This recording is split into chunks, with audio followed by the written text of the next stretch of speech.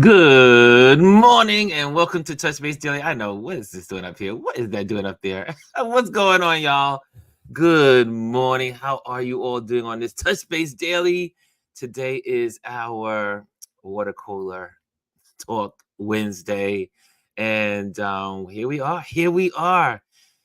It's a new day. It is the last day of the heat wave in New York City, supposedly. It has been so hot. I was out and about last night and it was so hot that there were few people out in SoHo. And I'll talk about my SoHo interactions yesterday. Thank you, Hannah. Hannah's in the building. I see she's in the building. And first of all, let me go first. Chrissy is first in the building today. Thank you, Chrissy, being the first one in the building. And Bryan, I'm going to send you a link as well.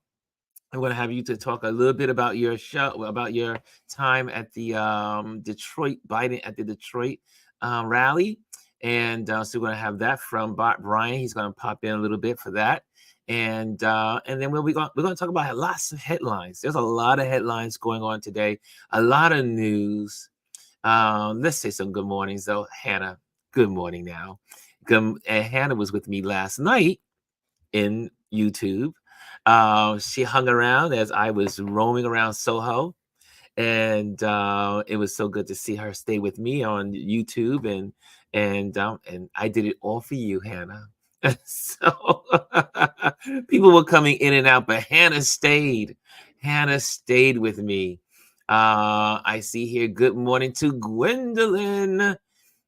And again, Bryan says, good morning to everyone. Chris is in the building. Thank you, Chris, for a great conversation yesterday. Chris is in the building. And Omar says, hello to all. And I see here, Bryson is in the building. Bryson says, what's up, Ron? What's up, RLP fam? What's up, CQ? And fam, last day of the heat wave. Yes, New York. I just was not made for the heat. Was not made for it. Alieze says, good morning. Good morning. Alieze, I will send you a link if you want to pop one later as well. And so we're going to have just like I said, it's a water cooler day. We just talk. We're just talking headlines. We're just talking about what's going on in the world.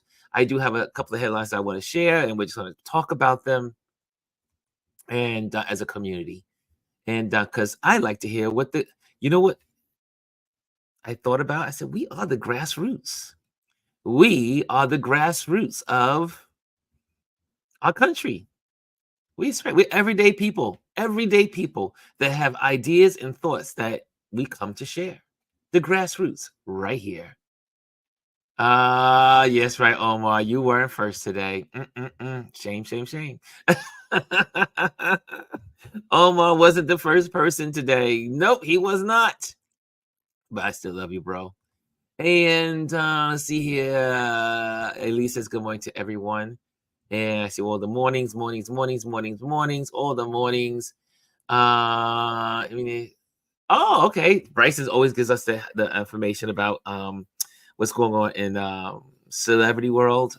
He says we got Emmy nominations announcements today at 11:30. Thank you, Bryson, for keeping us aware of what's going on in entertainment. And see here. Hey, Gwendolyn. Good morning, Miss Alieze. Good morning here. I see all the good mornings. Heat wave. We're just getting started in Texas. And good morning, good morning, good morning. Preaching GR. Yes, there we go. Yes, we are the grassroots, says Alieze. Yes, we are. We are the grassroots. David's in the building. David Mascaro is in the building. So good to see you. Morning from San Francisco, he says. That's right. We got a couple of West Coasters in here. We got a couple of West Coast. Where's our Trish? Trish is not in yet. She's not in. She hasn't made it into the office yet. And but yeah, welcome to our where is it? I don't have, do you mean to tell me I don't have a water cooler? No, I don't have a banner for that. I need to make a quick one. Hold on a second, y'all. Hold on. Hold on as you see me working my magic here. Okay, we gotta do it in all caps, right? There we go. Water, cooler. Wednesdays. Okay. And water cooler talk Wednesday. That's what it is. That's what it is. There we go. And now we have a banner. We have a banner. Just that fast. That's just that fast. Welcome to Water Cooler Talk Wednesdays. Thank you guys. Thank you. That's our banners. Welcome. See here. What else? So, like I said, so last night I went on YouTube, and I do that when I'm out and about in the city. I will come on. It's part of what I call Touch Base Daily on the Move. Me on the move, Ron on the move. And so yesterday we had an amazing networking event last night in New York City in SoHo at the wonderful Shopify headquarters. And how many of you use Shopify? Any of you use Shopify? Hey, Lisa. I see Lisa walked in the building. I see Lisa. I see you, Lisa. I see you. Hey, the girls club is in the building. What's going on? I see you. I see you. And does anyone in here use Shopify? I've never used Shopify. I've seen the app. I've seen it, like, marketing of it. Has anyone used Shopify? Anyway, we were at the Shopify headquarters. Oh, wait, Brian says he used Shopify? Okay, Brian uses Shopify. Shopify. Derek T. Tuggle is in the building, y'all. He is in the building. Yes, so we had an event at Shopify. They were such great hosts. Let me just say, I want to say thank you. I know the Manhattan Chamber, they definitely, I'm sure, says thank you. But me, as a member of the Manhattan Chamber and someone that participated in the event, want to say thank you to the Shopify folks. I will definitely do a hello to them from here. They did a great job in partnering with our Manhattan Chamber of Commerce. They had great food. The food was delicious. All the little finger foods we had. They had they gave us two coupons, or we want to call 2 little tickets for drinks. Even I only use one because I can only drink one thing at any given moment. I am a lightweight, so 2 drinks makes me drunk. So I had a nice glass of rosé and had some great food. And it was really beautiful seeing people interact. I met Max, and I met so many other what was it, Max, and I forgot the other gentleman's name already. Oh, dog it. And but like I said, I always make sure I spend time with at least 3 people and dedicate that time with them. And Max gave me so much information about real estate, where we are in real estate here in New York. And so, Max, thank you so much for sharing. That was absolutely wonderful. And also, I learned about a app dedicated to creating emails. And if I can remember that gentleman's name, it will come back to me at some point. But he was really knowledgeable about his company, a startup, and they focus on making corporate emails, I should say branding and marketing emails easy. And so I learned so much from that, those 2 conversations, meeting those 2 people. But then we had what's called speed networking. Like speed dating. Has anyone done speed dating before? Well, we did speed networking. And We sat one side of the row. You had two rows with two sets of seats. One row with does not move. The other row in the aisle moves consistently every 3 minutes. So you get 3 minutes to talk about your business, talk about what you do, and find out what the other person's doing. So it was a lot of fun. It was loud. Holy moly. Now, one suggestion to Shopify: you need to put acoustic squares in your space because everything was echoing. There was so many people. It was so many. We had so many guests that came out, and it was a lot of fun. But I met some incredible people. I met and was she was another marketer, a social media marketer. I met one of the workers at Shopify who does the advertisement and marketing. And then I met, oh, who was the other lady that she did? But I met a lot of people. Hopefully, we made connections on LinkedIn, which is great. So that way we can all connect with each other after. It was a great event, and so I decided to go live after I did my first round of networking, speed networking. I went up and got my camera, took some photos. I took some photos during the event, and but I definitely went live on YouTube to kind of like I wanted people to see it in action. So if you want to see the YouTube channel, you can see that. That's on the YouTube. It's on the move. Me in Soho, Ron Foster in Soho. Check that out. It was absolutely wonderful. And then after that, I said, you know what, let me stay on and give people a taste of Soho. And for if you want to know my favorite part of the city, or at least one of I mean, this is New York. There's a lot of great places in New York to hang out.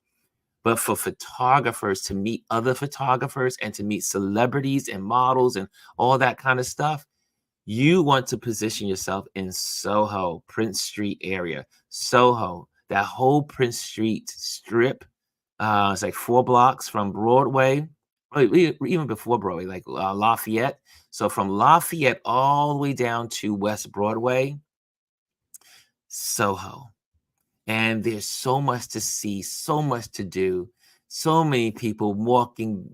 I mean, if you want to discover your style, you might want to hang out in Soho.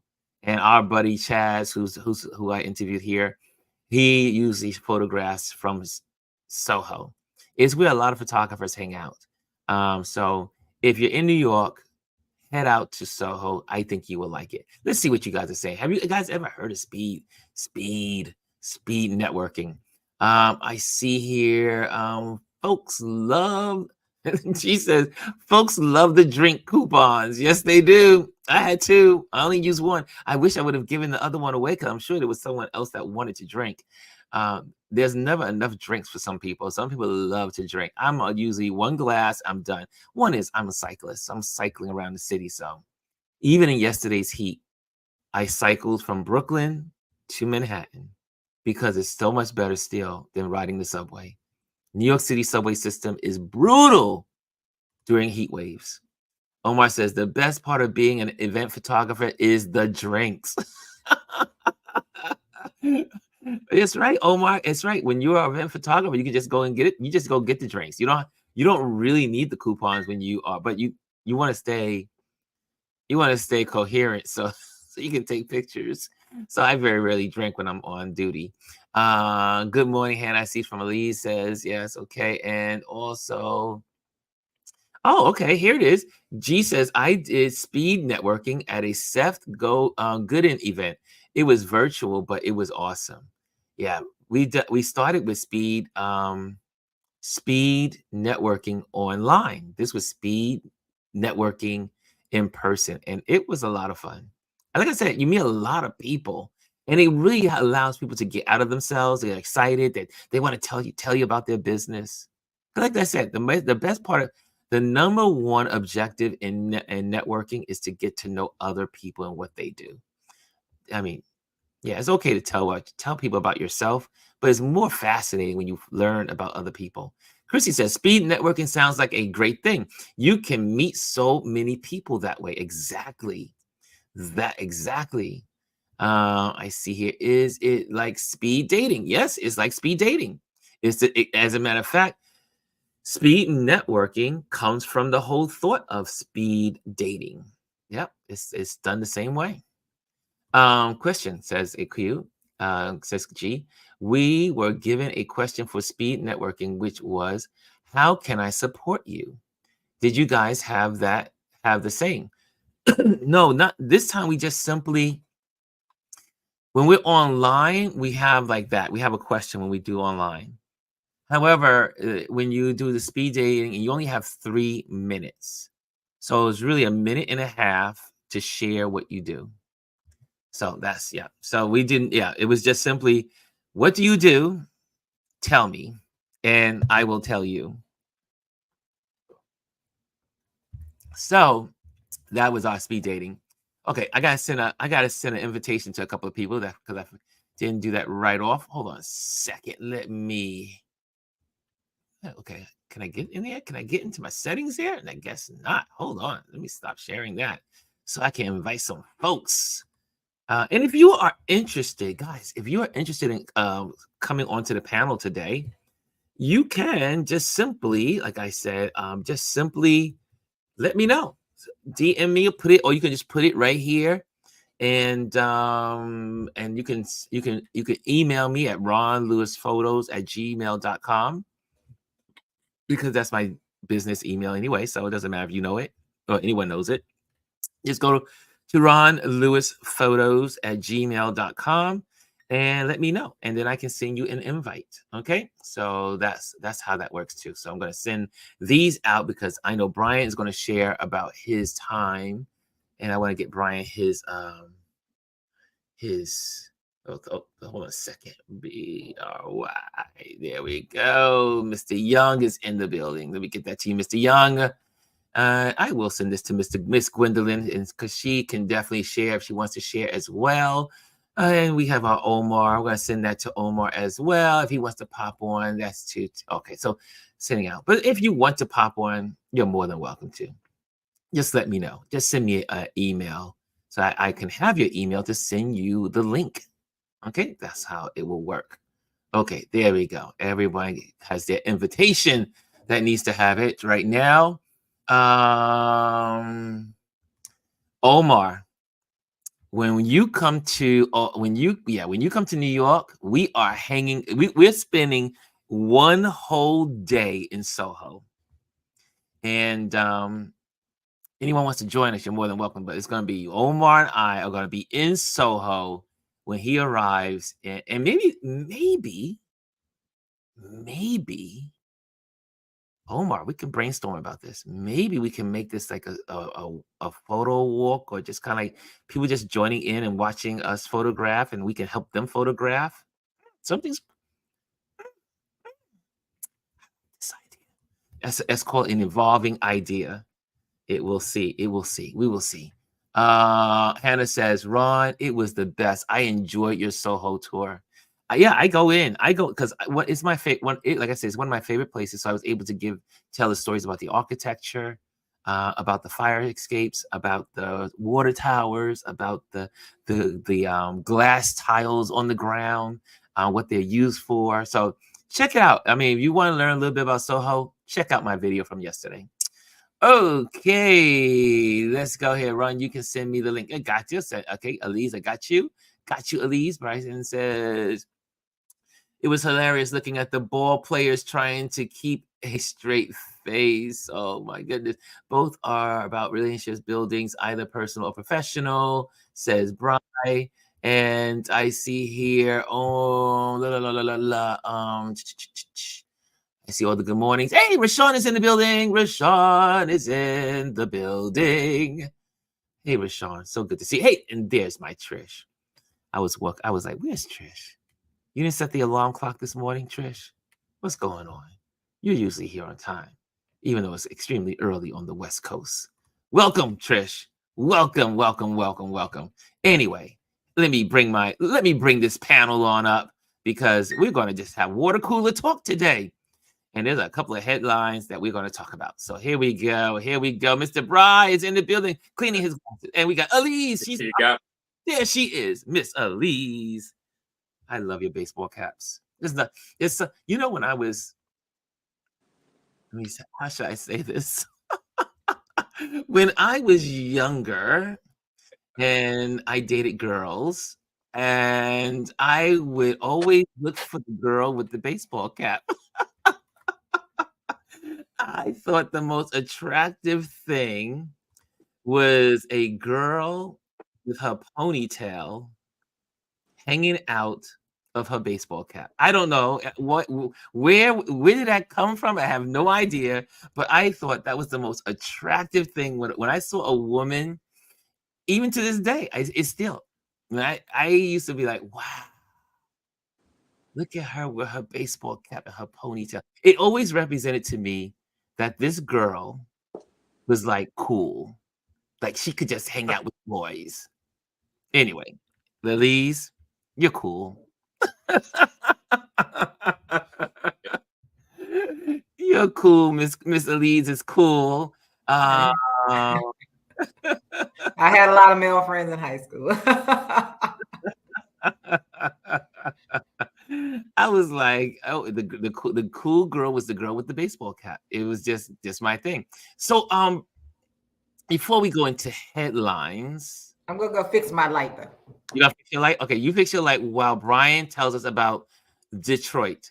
How was that rally? You now that you got your notes together, that you got your ideas together, you've had time to kind of like linger in thought over your night with Biden. First of all, share a little bit of how you got your invitation, and then after that, what was it like to be in a rally with Joe Biden?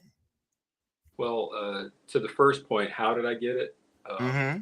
I think what we often share with the community, and I will say this goes across whoever you support, whatever party, but be engaged. Mm. Um,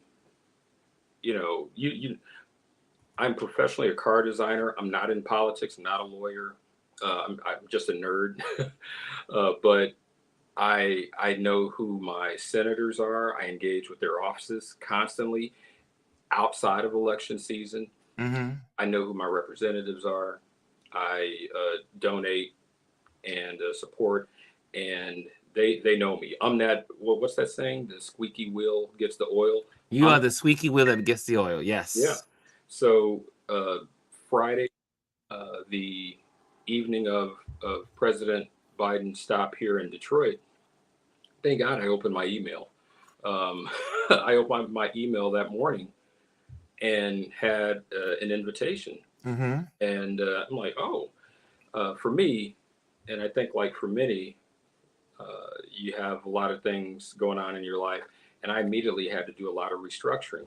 But that's how I got my invite. I donate, and I do have some friends who are small business owners that are like, let's just say they are pulling in a lot, a lot Mm-hmm. more money than me. I'm doing anything and everything to keep the lights on. Uh, but I had a friend of mine, her and her husband was like, we donate to, where was our, I said, I don't know. All I know is that I'm consistent with that. I've shared with you guys. I sent you the text when the Trump campaign called Mm-hmm. me twice when I picked up. So I'm engaged. And I guess they just, you know, roll the wheel like I don't know, like The Price is Right, and they landed on my name. I was one of the ones. That's how I got the invite. Just So now, when you were there, so you got the invite. So now, what did it? So you went to the show. I know you talked about you weren't dressed properly. You had to run home. You had to go back.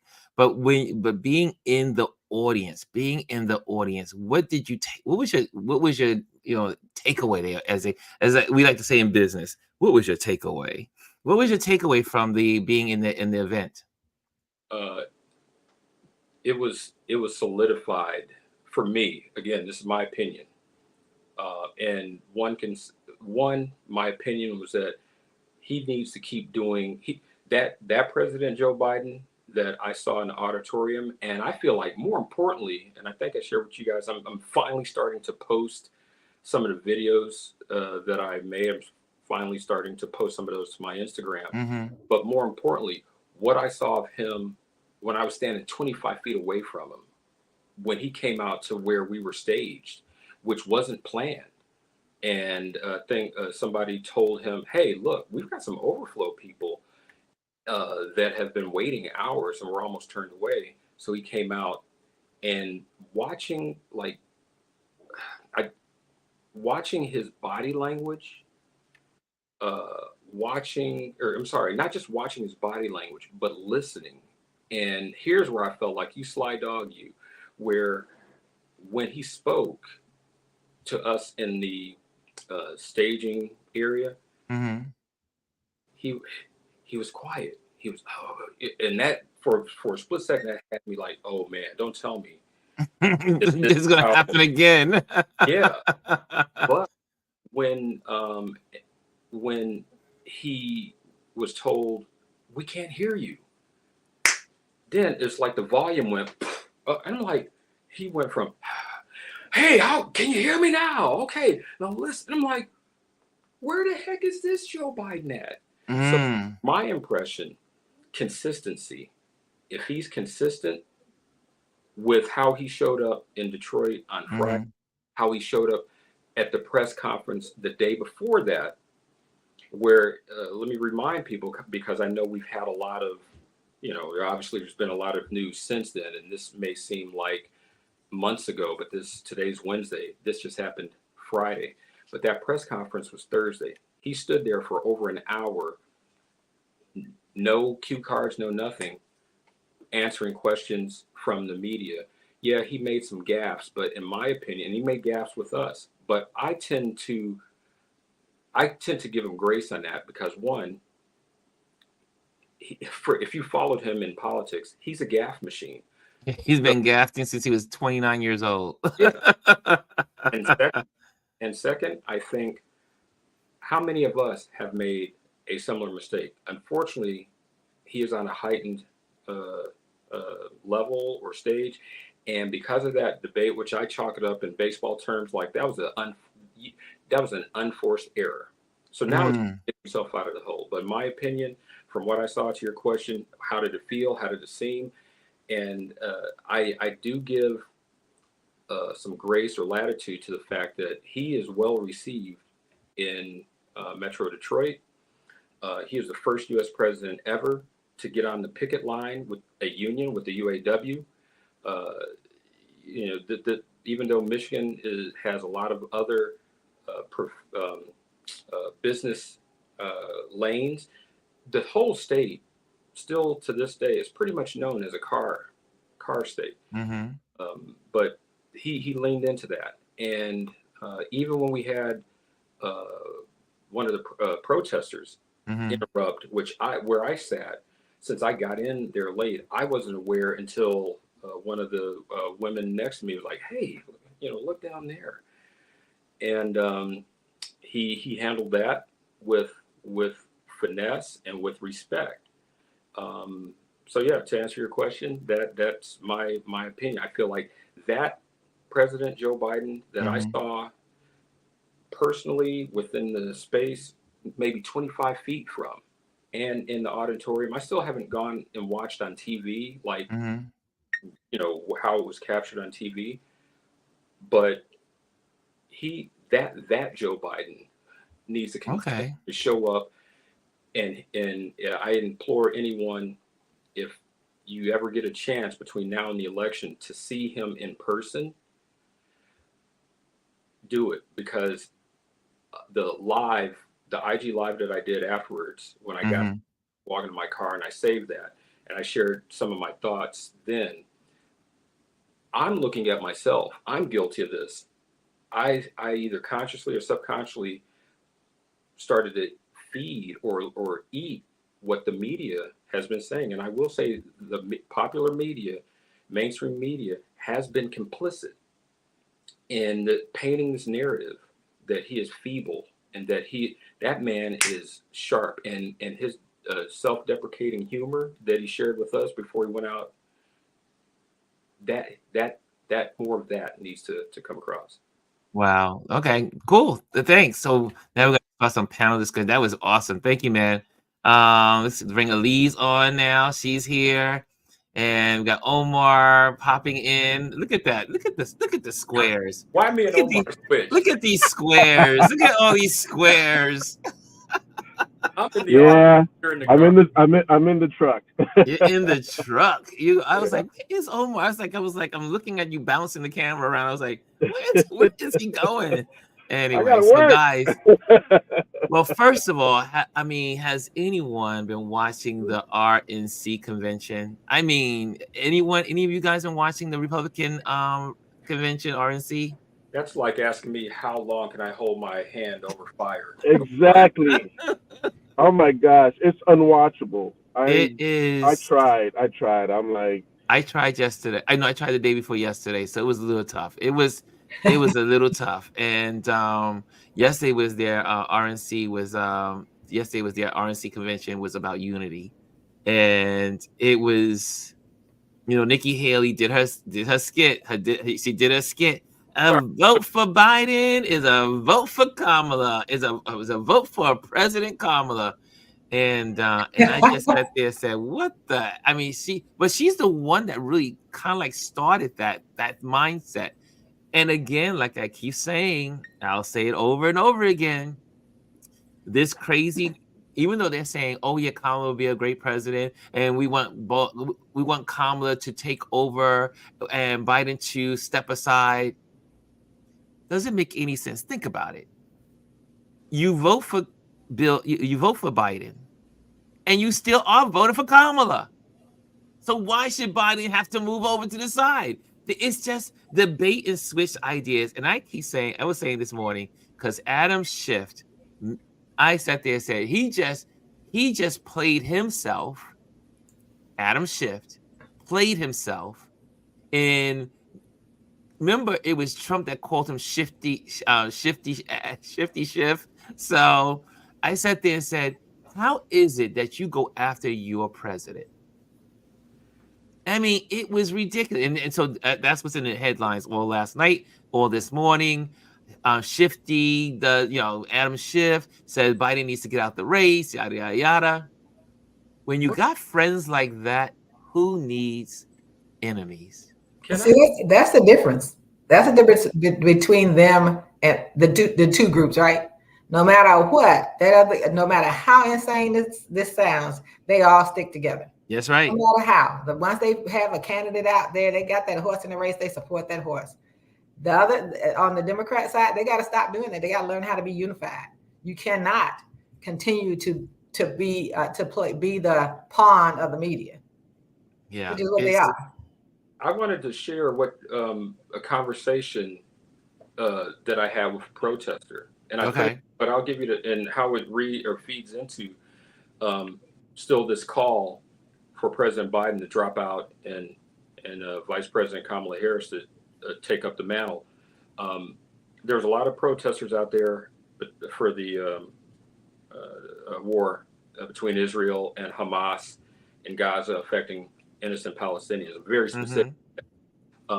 There's a lot of protesters. The one that I engaged with is because she approached me with restraint and respect, and not like yelling and chanting. And she's, you got to tell, just before I go in, you have to tell President Biden he's got to step down, and please. And that kind of caught me. And I said, so what is your, not judging, what is your solution? What do you? And she said, so Kamala Harris can run and be the president. And so I just simply said, this is my opinion. I hope I'm wrong. I've been a black man in this country for over 50 years. Hillary Clinton was quadruply qualified to be our president. I campaigned for her. I voted for her. The country had years and years to get to know her quirks, her pros and cons. And I was blunt. I said, we as a country didn't vote for her. She won the popular vote. She didn't win the Electoral College.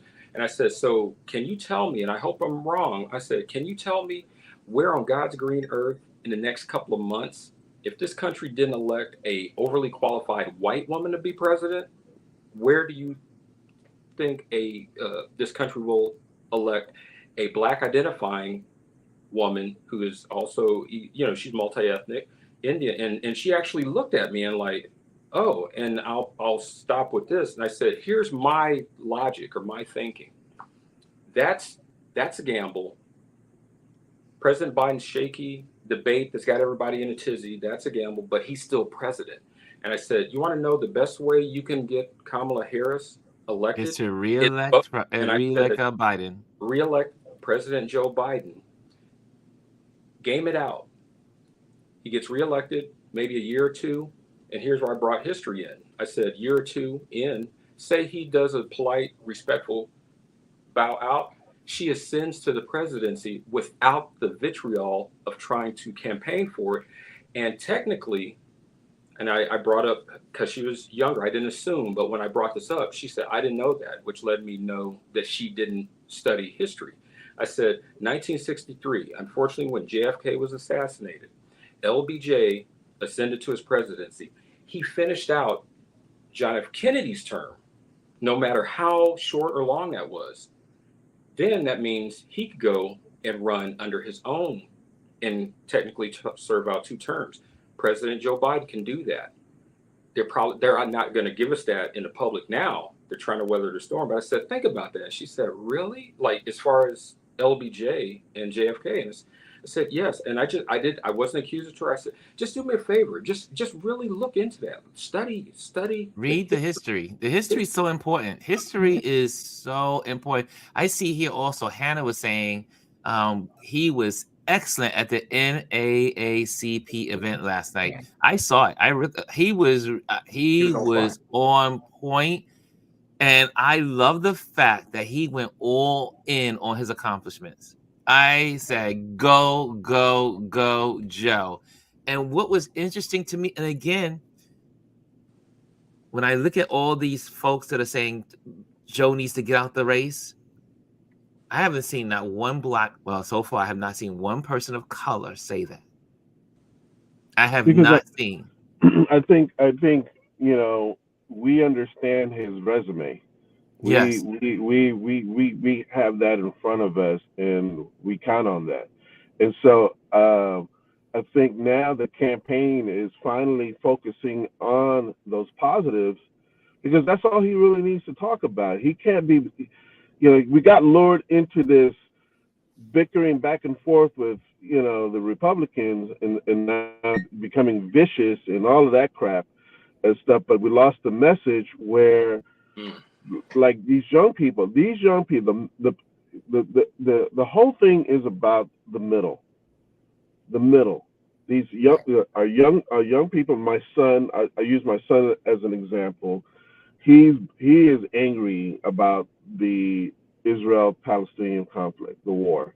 He is angry, and so he, being of my blood, very strong-headed, strong-minded. It's very hard to change that trajectory. It's like you're just as hard-headed as I am. But I let him tell me his point of view, and I have to listen as an elder, as an older person. I have to listen, and then I just ask a question about what is the solution. Just like you did, just like what you just said to that young lady. What is the solution? Because these young people, I'm talking about 35 to 18, they're angry. They're angry about all of that stuff. And so they've gone through the pandemic. They've gone through Black Lives Matter. They've gone through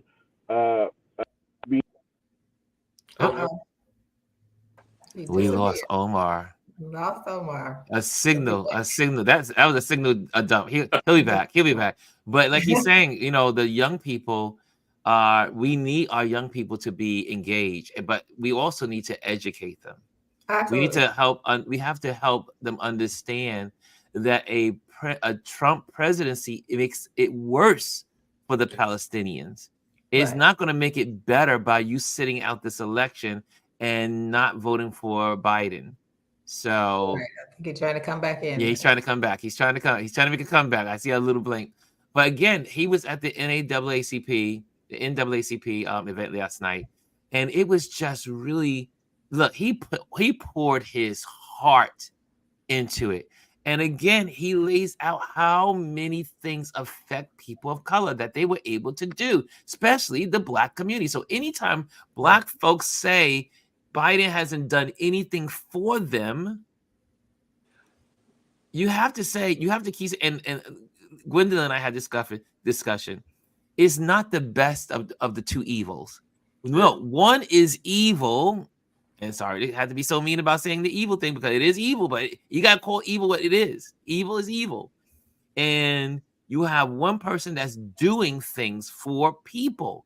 I mean, when he said this as for the, what do you call it? Small businesses. No, the colleges. HBCUs. Yes, HBCUs. I want to get the abbreviation correct. Right. HBCUs. And he was saying he has given 16 billion. Yes. I mean, no president has ever invested in Black colleges. Ever. 16 billion. And the purpose of those billions was to bring up those colleges to the levels of the Ivy League colleges, or colleges that have like laboratories and the basics of needs that a college needs to be able to teach their students, bringing up those levels. $16 billion. So I mean, just that alone, think about it. You have never heard of any president giving Black folks anything 16 billion. Yeah. Absolutely not. I mean, like people talk about it, and you look at his record as far as our community is concerned, being better than the last couple of presidents, right? Yeah. Look at Barack Obama didn't give 16 billion. He didn't do the things that's happening for the Black community, the Black businesses. And as I said, I haven't heard him talk about it, but the program that he's working had people come in to work against gun violence in the community. Yeah. That's something that directly impacts us, and the people who've gone there have been these community people from predominantly Black and neighborhoods of color who have benefited from them being there, from that program that he had, the anti-gun violence initiative he has at the White House. So and then the Black businesses, the growth in Black businesses under his administration. That's a direct correlation between that and understanding that. What people have to understand is that under the administration of the former president, if he gets back in, they're going to destroy all of that. They're going to destroy that. And so, yeah, I saw that, Lisa. He said, vice president is a the vice president is a Black job. Right. And so I think, and I love that. But that's the thing that we've been saying for a long time is you have to control the narrative. He and other Democrats have to talk about the accomplishments. You have to put that out there, and do that yourself.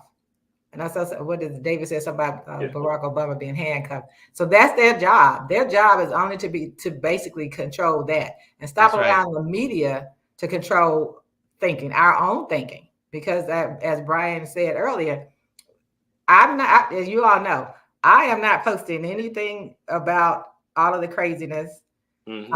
And I don't want people on my platform trying to take me back. What about his age? What about my age? It doesn't matter. Age has nothing to do with it. It's what do you want? You want democracy and freedom, or you want a dictatorship? Democracy. Those are the two choices. And when we're talking to young people and we're talking about this, let them tell you what it is that they think he could be doing better, what it is that they want, and what are some of the possible solutions. Mm-hmm. And understanding that you can just share with them what right now is the plan if Biden is not back in. So if Biden doesn't get in, there's a clear plan on what's going to be destroyed.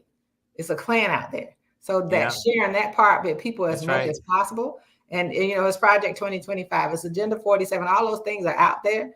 But what is the message that we want to send? What is that we all want to collectively send? We can't worry about what Adam Schiff said. We got to consistently worry about what we're saying.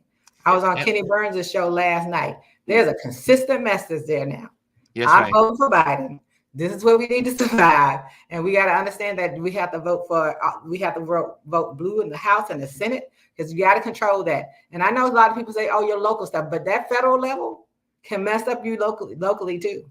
If that House and that Senate is not in place, that can mess you up as well. So we have to focus on everything. We need the Supreme Court, we need the Senate, we need the House of Representatives, and we need the presidency. We need to vote blue all the way down. Anthony says here, more often than not, the ones that complain about Biden not doing anything for Black folks are not doing anything for themselves either. It's like they want this unrealistic personal grand gesture. And if I can expand on that thought, Anthony, is that, again, I say over and over again, don't tell me that you're going to lose the Senate or you're going to lose the House because Biden is on the ticket.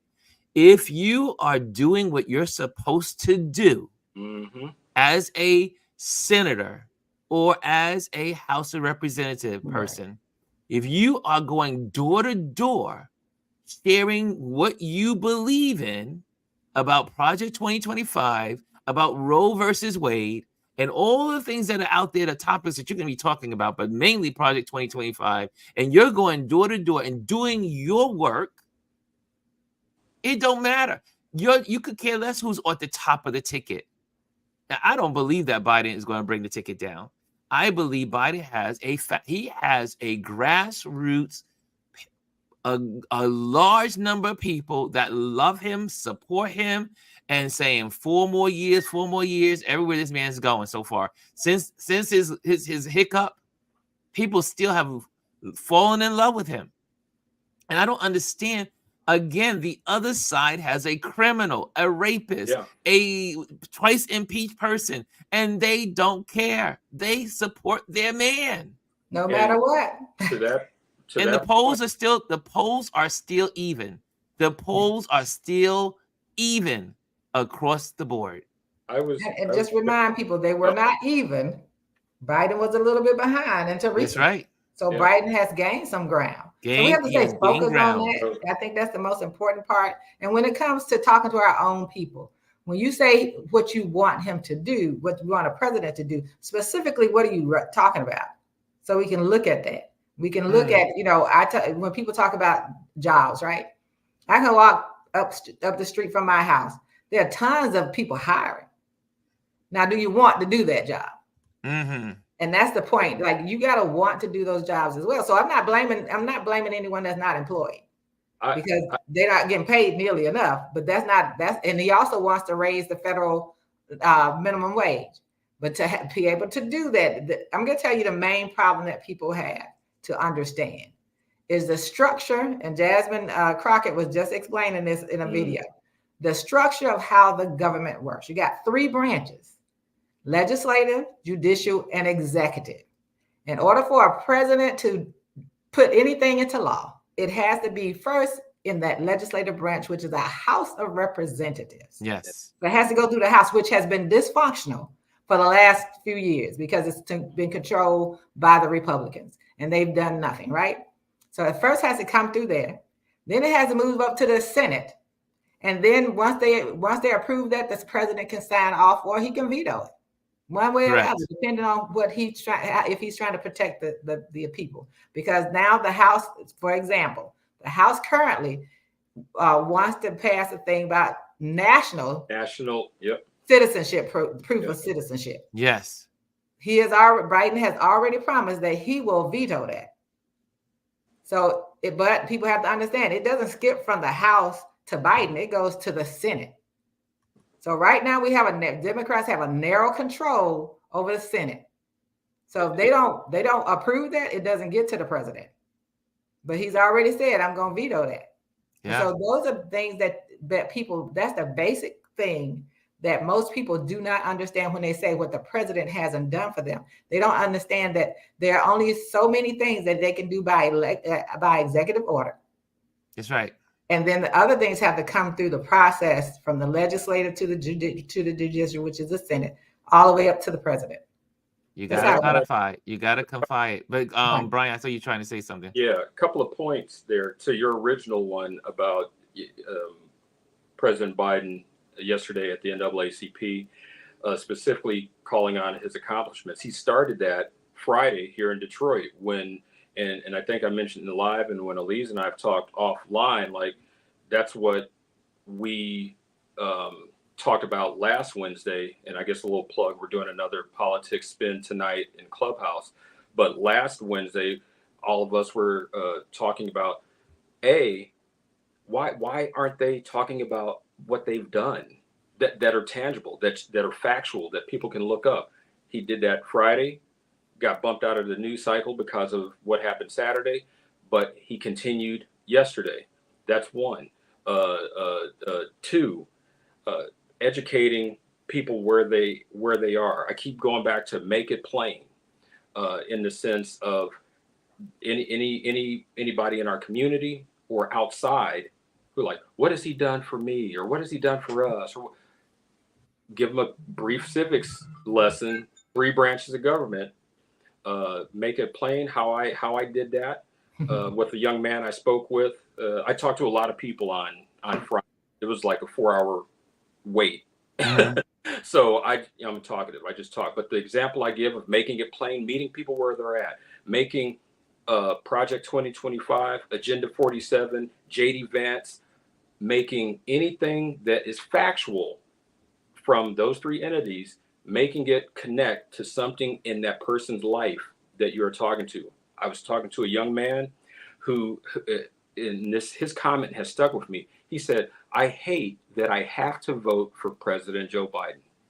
And I said, oh, and that started the conversation. I'll cliff note it to one thing that I shared with him that he did not know about. He's the first of his generation to be born here. His family immigrated here. And I said, okay, well, do you know about Project 2025? He said, yes, I haven't read it yet. I said, so let me tell you something from what I hear, I'm picking up on. Do you know that if this man is brought back to the White House, they want to do away with birthright citizenship? And to see this millennial's eyes go like, and he actually said, oh, I was like, it's not me, it's in there. Read it. That made it plain to him. He could connect to that. Yeah. So making it plain to people around us. Another point about connecting. Before you go to the next point, okay, I want to go to because we're gonna run out of time. I want to go straight to something that Gwendolyn said, and we've been talking about this. Hold on a second. Where is it? Here we go. And and the corporate media will not show nor share the support Biden has. That doesn't work for their narrative. Now, can we just take a pause as we get ready to close out? But how many of you are noticing? I know I see it, but the media is not supporting. They're not going out their way. They're not doing anything to help Biden. And I mean by helping him, they're just not being fair and sharing what he's doing. Right. I mean, this man has been on a whirlwind since his gaffe. He has been showing up. He has been energetic. He's been sharing his ideas. He's been sharing what he's done. He's been sharing what he wants to do. Here's a couple of headlines. I'm just gonna bring them real quick for you. Here's a couple of them. Like for instance, where are we? Donald Trump. Sorry. Okay, I didn't put it in here. So one of them was the Supreme Court. For the first time, he's mentioning about we need to redo the Supreme Court. We need to put term limits on the Supreme Court. We need to re-strategize. Obviously, he knows that we cannot do that in this term, but you can't do that until you get the right you cannot get that until you get the right Congress to be able to do it to make it happen. But the media is part of the problem. And like we would, Gwen and I talk about a lot of stuff, but this was one of the things we talked about. And we were saying how it is let me just go back. On Monday, Joe Scarborough, for those that I love Joe Morning Joe. And MSNBC took Morning Joe off for the morning. Right. Because they were afraid of what may happen, what the conversation could go to in regards to Trump. And they were like, we're here. We're ready. We're ready. And they literally said, no, they told them they had other plans and they want to do this and they want to do it. And none of those plans were enacted. They didn't do any of those things. They just didn't want anything that was going to be contrary or cause negativity about Trump. And the media has become such a weapon. Again, like 2016, Mm-hmm. the media has been the tool to hold the water for Donald Trump. Complicit. Absolutely. And you're understanding why. Like, I want people to really focus on the why, right? We always ask about that. So this is about money, right? It's all about money. Not just money from people watching, but money in their pockets because they're owned by these billionaires who are supporting this. There's a list of all these CEOs of all these media outlets, and the fact that they've made contributions to the Trump campaign. So let's be real clear that this is about them and what they are doing. And so you don't want to, like I said, they all come together and they're unified, they claim to try to be fair, but they're not fair. They haven't ever been. And I don't know how people haven't just woken up to the fact that they have not been fair. They've never been, as the other side, the Republicans try to claim, oh, they've been liberal. They've never been liberal. Mm-hmm. Look at the stories that they run. Look at what makes their front pages. Look at what they allow to be put in those op-ed posts. Look at all of those things. It's never been that way. And so that's why it has to be, as Ron said earlier, we are the grassroots. We have to keep pushing. And, through the pushing is how Project 2025 came to the surface, really. It's people constantly seeing it all the time. Once they kept seeing it over and over again, yes, it took, some people in high profile spots to finally talk about it. But the reason it came to the surface is because people keep talking about it. You have people who don't know as much as they should know why they're talking about it. Like Amanda Seals finally trying to talk about Project 2025. My thing is, sis, read it first and understand it. Don't go out there trying to pretend you know what it's saying. And because if you did, you would never say, well, I can't tell you who to vote for, or you start, and then at the next breath, you start talking negatively about President Biden. Because if you really understood it, then you'd be saying, hey, y'all, we can't let this man get back in here. We have to do everything we can to keep him from getting back in here through our votes. And our vote is only two choices. And I think that's what people have to start saying. Yeah. And they're not saying enough of. Here's a thought. Be honest about that. Here's a thought as we close out, because it says in that time. Right. This is from Democracy Docket. I'm always talking about Democracy Docket. You guys, if you're not following Democracy Docket, you are doing a disservice to yourself, because these are lawyers. Mark Alieze, the founder of this platform, has really done an amazing job. He's one of the top lawyers in Washington, D.C., and he's been fighting for fighting for voters' rights. And he goes to the Supreme Court, all the way to the Supreme Court, to make sure that these changes are for the voters. But anyway, he closes, and we'll close on this thought, because I like quotes. He says, on good days and bad, through thick and thin, we need to stay sharply focused on the stakes of this election, not the tactics. To defeat Trump and Trumpism, we must remain fearless and pro-democracy. And that's from Mark Alieze. And again, if you go to Democrat Docket on YouTube, you can go also on Instagram. I say that he has a team of lawyers that worked in behalf of the voting public. And but again, we cannot lose focus on what is important.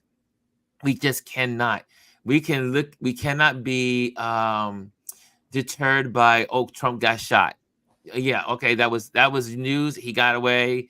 I should say got away, but he got away with not being hurt, as in being killed. He's alive. Move on. He's still the same Trump. He's still the same Trumpism. It's still the same Project 2025 is still, all those things are still. And we need to be thinking about how do we protect ourselves, and we need to vote like our lives depend on it, because it does. It does. And we have to find ways, like Bryan always says, breaking it down to our friends and family and say, hey, this is, what do you need from your government? What do you need? And then be able to share with them, do you think you're going to get that from Biden, or are you going to get that from Trump? Right. So they need to know, if you want to have health care, do you need health care? Are you going to get that from Biden, or are you going to get that from Trump? We got to keep it very basic to our folks, to be, and help them to vote with intention and with a tactical way of thinking and saying, I'm voting for my interest, whatever that interest is, because guarantee you their interest is what they need, is what Biden is, only one is going to give it to them is Biden. And so anyway, thank you guys. I want to just say, where Bryan and Alieze, where can people find you? Oops, sorry. Let me put it back on the stage. Sorry, my bad. I got the wrong. I was like, wait a minute, I disappeared. Where can people find you, Alieze? You can find me on Instagram at SALIEZE_. There you go. And Bryan, where can they find you? Bryan Young Creative on Instagram with a Y. Blame my R-Y. Bryan with a Y.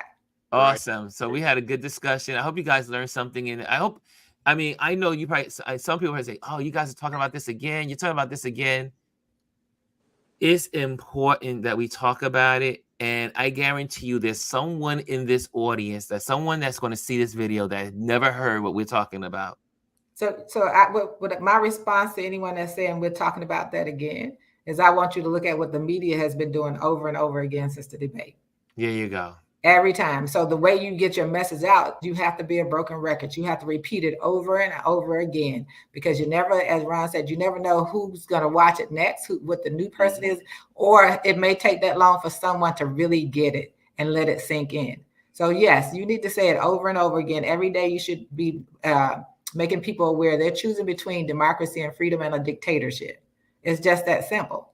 And so we have to keep saying it over and over again before someone has that aha moment.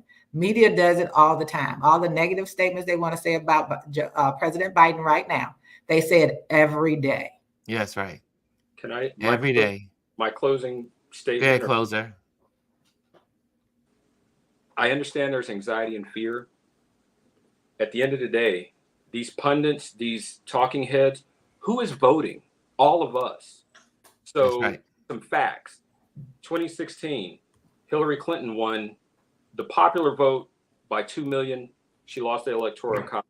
2020, President Joe Biden won the popular vote by over 7 million and won the electoral college. This year, we need to show up in mass. Listening to these talking heads, don't get it twisted. It can lull you into, well, they say Orange is going to win. Show up and vote. He only wins if we don't show up. Period. That's all I say. Just show up. Show up. So guys, on that note, show up and show out, as they say. So this, as we said, we need a tsunami. We need a tsunami. November 5th, we need a tsunami. Yes. So when we wake up, we said, hey, he got washed out. And we're going to keep talking about it. I mean, it's so important that we talk about this election and share with people perspectives. And that's why it's so important when you share your perspective, because we all see this picture from a different angle. And in everyone's perspective matters. So guys, don't be afraid to chime in on these discussions. Don't be afraid to say, hey, Ron, I want to pop in on the panel discussion. So don't be afraid make sure, you're more than welcome to do that. Okay, guys, we're going to get out of here. Thank you, Alieze, and thank you, Bryan, and thank you, Omar, for trying to be here. And then Omar had to go out and do some work. So that's why Oh, he had to he leave got to us. work. He got to work. He had to go to work. And I hope you saw Right. Gwendolyn said she want to talk about the vice presidential choice tomorrow. Yes, tomorrow, Gwendolyn and I will be talking, and well, the whole panel we'll be here talking together. So if you want to know what we're going to be talking about tomorrow, here we go. Let me see what Gwendolyn has here. She says, "Hold on, here we go. I'll be on tomorrow, Ron. I want to talk about Vance and his views on women. Oh, and exploitation of American workers." Absolutely. So we're going to be diving into that tomorrow. So if you guys want to look at some of the information that's out there, go and do that. Do your homework, and then come to the table, come to the round table, and let's chat. Let's educate it. Let's educate one another. And you probably say, how does this deal with photography? Well, we as photographers, we do stories. We are visual journalists. We document stories. We document what's happening in the now. I like this platform to do, obviously, politics and photography. So you get a little bit of both on this platform. And so I hope you enjoyed yourself. I hope you walk away and you learn something. Also, make sure you like, subscribe, and share with your friends. Share with your homies, anybody out there.